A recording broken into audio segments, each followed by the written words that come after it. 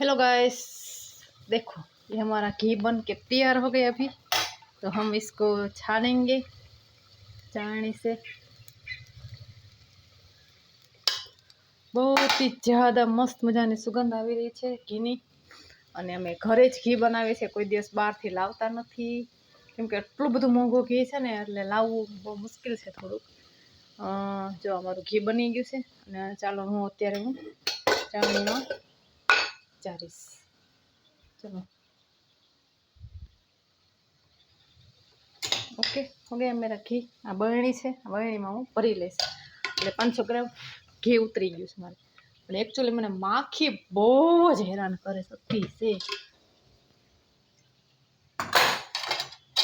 ये हमारा घी बन के मस्त मजाનું બની ગયું છે અને હવે મૂકી દઈશ।